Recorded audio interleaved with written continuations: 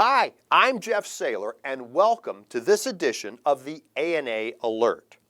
Today I have some great news about the new lease standard.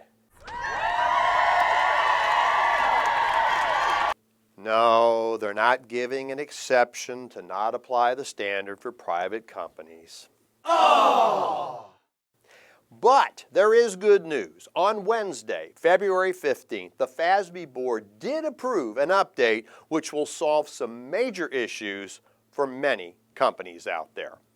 There's two topics that are related to common control arrangements which are covered in this update. First, terms and conditions to be considered in a lease, and second, accounting for leasehold improvements. These issues came up during post-implementation with feedback primarily from private companies. While these are technically not yet an update, the board has advised the staff to draft a final for a vote, and it's expected to pass. So we can pretty much count on these. So let's jump right into them.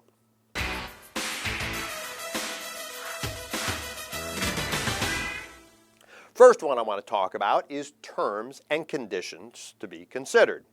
Topic 842, which is the new lease standard, requires entities to determine the existence of a lease based on the, quote, legally enforceable terms and conditions of the arrangement. This applies to everybody, including related parties, including those under common control. Now, why is this so important? Well, because it determines whether or not a lease exists. Now, what does that mean to you? Oh, yeah, it determines whether you have to capitalize it or not. So it's a pretty big deal. Common control is a term in this context much broader for private companies than, say, the SEC would apply to its entities. Okay, we've got very specific things in the SEC realm, but here the FASB has made it very clear it can involve all types of common control scenarios. Say perhaps an entity that was owned by a grandparent and another entity that's owned by a grandchild. That kind of scenario would still be a common control arrangement. Now, under the old rules, topic 840, the concept for determining a lease was what we called economic substance. But under 842, the concept for determining a lease is legal enforceability, two totally different things. For a common control arrangement, determining legally enforceable terms can be difficult even if those terms are in writing. Think about this. Common owners can, amend the terms of the various contracts at will or simply choose not to enforce certain items when they feel like it. That's the nature of those things.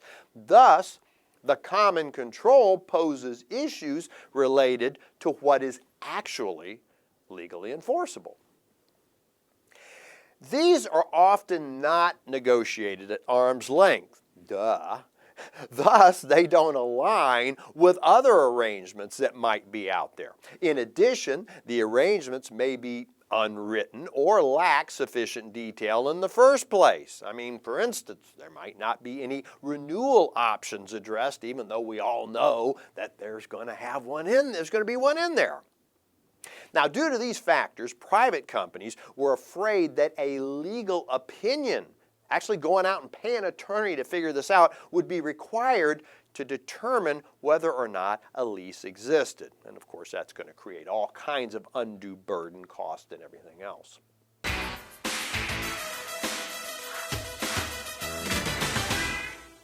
So, what did the FASB do in the way of a practical expedient? Well, before we jump into that, who is affected? Who gets this? Well, the practical expedient will be available to private companies and most not-for-profit entities with arrangements under common control. Now, it's not going to be allowed for public business entities, nor for not-for-profit conduit bond obligors, nor any employee benefit plans that file with the SEC. Too heavy duty there. And it will not apply to other related party arrangements, just the common control ones. So what did they do? the board decided to provide a practical expedient which could be applied on an arrangement-by-arrangement basis. Simply put, an entity may use the written terms and conditions of a common control arrangement to determine two issues. Number one, does a lease exist? And number two, what is the proper classification of the lease? In other words, you don't have to extrapolate. You don't have to go out there and say, what did they really mean? Well, what's really going to happen? No, whatever is there is what we go with. Now, if no written terms exist, then the expedient may not be used and an entity must determine the legally enforceable terms and conditions. So for those of you with the doctor leasing to the practice and that kind of scenario, you might want to get something written up to cover yourself on that.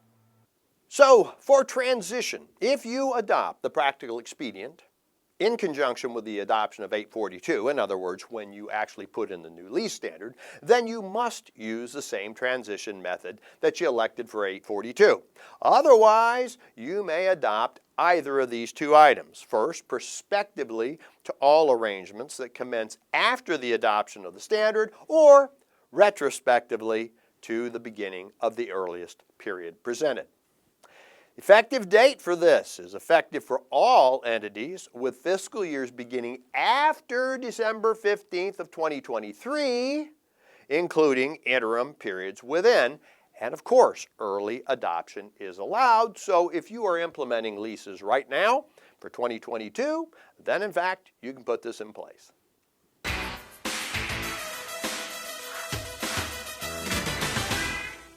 The second issue is accounting for leasehold improvements associated with common control leases.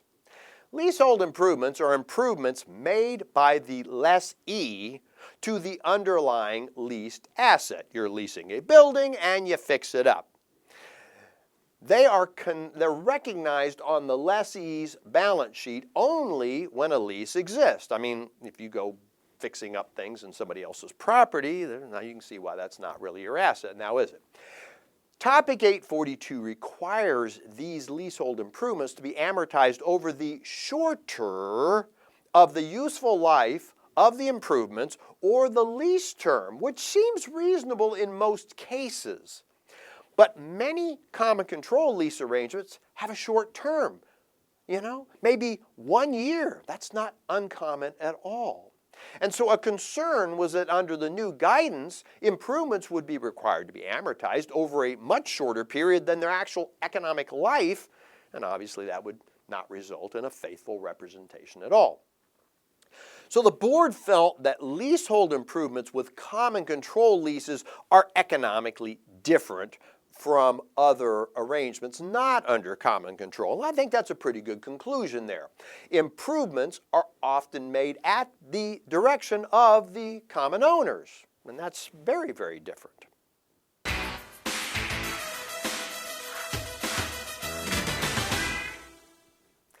So what's the change here? Well, first, who's affected?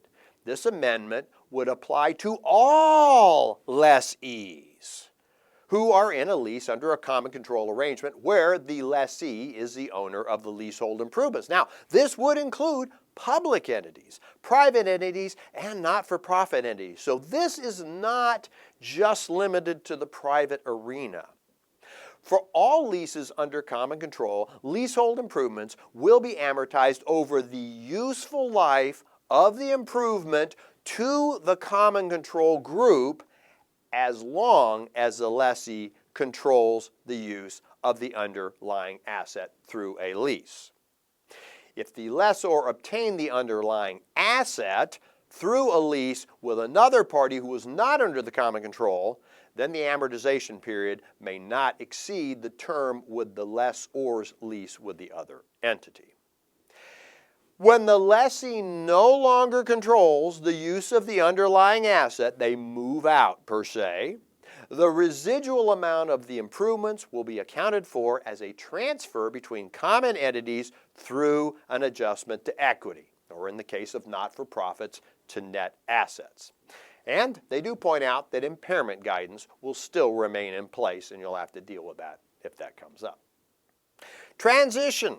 If you adopt this amendment in conjunction with the adoption of 842, then you may use the same transition method elected for 842 or any of the options that I'm going to list next. Now for others, one of these three may be used. You can do it prospectively to all new improvements after the first date of application, prospectively to all new and existing improvements recognized after the first date of application. Now for existing, you would amortize that over the useful life determined at that date. And lastly, retrospectively to the beginning of the first period of adoption of 842 for improvements existing at that date.